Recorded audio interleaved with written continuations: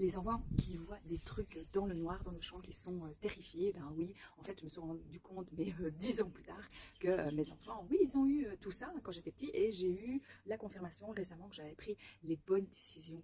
Donc, si les enfants sont terrifiés dans le noir, s'ils n'arrivent pas à bien dormir, s'ils sont dérangés, il y a des choses qui sont là, qu'on appelle des entités ou des entités énergétiques, entités bienfaisantes ou malfaisantes, qui sont là, dans les maisons, dans les lieux, partout, partout, partout.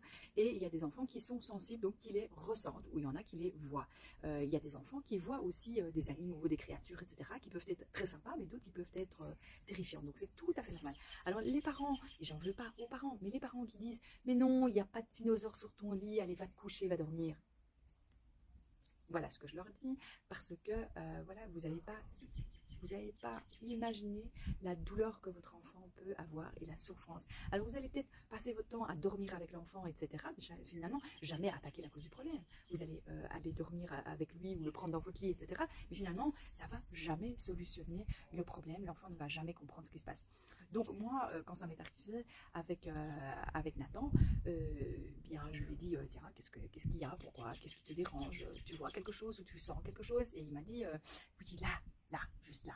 Et donc c'était contre le mur. Là, il y a un lion. Ok. Et je dis à quelqu'un d'autre, il dit là-bas, il y a des loups là. Mais donc un petit enfant qui avait, je crois qu'il avait entre 3 et 5 ans, qui vous dit qu'il y a des animaux comme ça qui sont là et qui sont contre le mur ou dans le mur, ça fout quand même la panique. Surtout moi je voyais rien du tout à ce moment-là et je ne sentais pas des histoires comme ça à ce moment-là, il y a 15 ans, 14 ans. Donc plutôt 12 ans. Donc je lui ai dit, bah, écoute, je sais pas, qu'est-ce qu'il fait? Est-ce qu'il est méchant? Est-ce qu'il est effrayant? Il m'ennuie, il veut jouer tout le temps, qu'il me disait. Alors là, évidemment, moi j'avais envie de rire. Et puis je dis, bah, t'as qu'à jouer avec et tout. Il me dit, ouais, mais non, non, c'est tout le temps, ils viennent tous les soirs, toutes les nuits.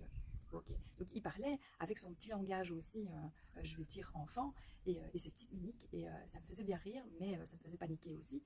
Et puis un jour, je lui ai dit, bah, écoute, tu te retournes, tu lui parles et tu lui dis, bon, c'est l'heure de dormir, maintenant tu vas aller te coucher, tu arrêtes de m'ennuyer. Et donc je dis ça à mon enfant, je dis, bah, il faut que tu lui parles et il faut que tu prennes sur toi et que tu lui dis, bah, écoute, je suis désolée, mais là, c'est pas le moment de jouer, c'est le moment de dormir, moi je dois dormir, je suis fatiguée, tu m'ennuies, maintenant tu t'en vas.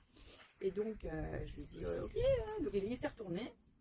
Il n'a pas parlé, mais je lui ai dit de parler dans sa tête, que eux, ils parlent dans sa tête. Il avait l'air de me voir tout à fait, de trouver tout à fait ça normal. Et puis je lui dis, ok, il y en a encore, ouais, celui-là. Et puis je dis, bah, tu fais la même chose. Ok, on attend 2 minutes. Et puis je dis, ça va, c'est bon, ils sont tous partis? Ok. Donc je dis, maintenant, tu te mets dans une bulle, comme si tu étais dans un petit cocon, de lumière ou de lumière mauve ou verte ou bleue, la couleur que tu préfères. Choisis la couleur que tu préfères. Je dis, ok, t'es dans ta bulle là?